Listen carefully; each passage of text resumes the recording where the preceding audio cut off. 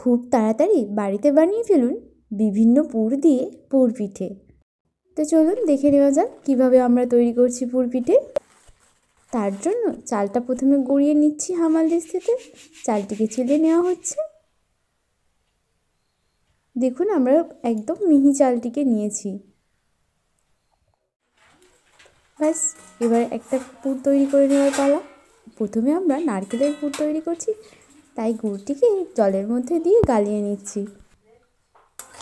গুড় গলানোর জন্য প্রথমে আমাদের গরম জলে গুড়টিকে নিয়ে নিতে হবে আর নাড়তে হবে। তারপর দিয়ে দিয়েছি নারকেল কুড়ো। নারকেল কুড়ো দেওয়ার পর বেশ কিছুক্ষণ খুব ভালো করে নাড়াচাড়া করে নিতে হবে।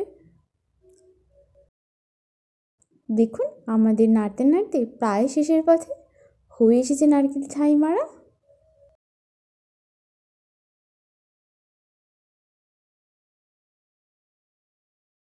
এবার গুঁড়ি মাখিয়ে নেবার পালা। গুঁড়ি মাখানোর জন্য গুঁড়িতে পরিমাণ মতো নুন দিয়ে দিলাম।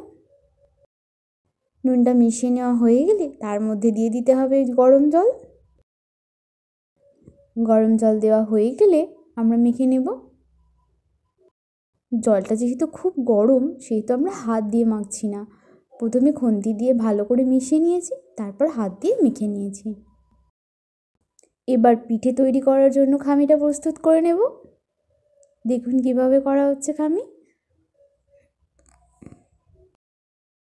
খামিটিকে খুব সুন্দরভাবে গোল করে নিতে হবে।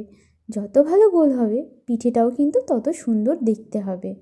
এবার পুর দিয়ে দেবার পালা। নারকেলের পুর দিয়ে দেওয়া হলো, দিয়ে মুখটাকে এঁটে দিতে হবে।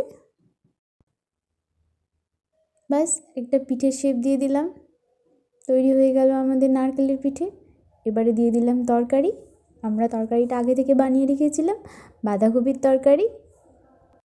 যেহেতু তরকারির পিঠে সেহেতু বোঝার জন্য আমরা একটু সিঙ্গারার মতো শেপ দিয়ে দিচ্ছি, যাতে গলিয়ে না যায় খাওয়ার সময়।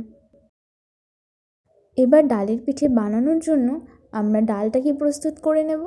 ডালের মধ্যে দিয়ে দেব কাঁচা লঙ্কা ও জিরে গুঁড়ো, দিয়ে ডালটিকে ভালো করে মেখে নিতে হবে। ব্যাস, মাখা হয়ে গেলে পুর হিসেবে প্রস্তুত হয়ে গেল। এবারে নুন দিয়ে দিলাম।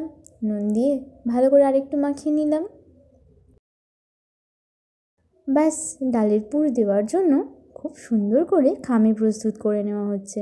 দেখুন খুব সুন্দর গোল হয়ে গেছে। এর মধ্যে আমরা ডালের পুরটি দিয়ে দেব, দিয়ে পিঠের আকার দিয়ে দেব। দেখুন পিঠেটা কি সুন্দর দেখতে হয়ে গেল। বেশ কয়েকটা পিঠে আমরা এভাবে বানিয়ে নিয়েছি। এবার পিঠেটিকে জলের মধ্যে দিয়ে দেব।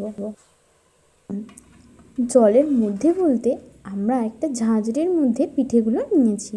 গরম জল আগে থেকে ফুটছিল, তার মধ্যে এবার ঝাঁঝরিটা বসিয়ে দেওয়া হচ্ছে। ঝাঁঝরিটা বসানোর পর চাপা দিয়ে দিতে হবে, তাহলেই প্রস্তুত হয়ে যাবে পুর পিঠে। প্রায় 20 থেকে 25 মিনিট মতো এইভাবেই রেখে দেওয়া হবে হাই ফ্লেমে দিয়ে।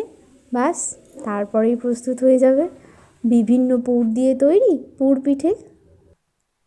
দেখুন এটা তৈরি হয়েছে তরকারির পিঠে। আমরা একটা বিশেষ শেপ দিয়েছিলাম, সেই শেপেও বানিয়েছি, আবার পিঠের শেপেও বানিয়েছি। এবার তৈরি হয়েছে ডালের পিঠে। দেখুন ডালগুলো কি সুন্দর ভেতরে আছে।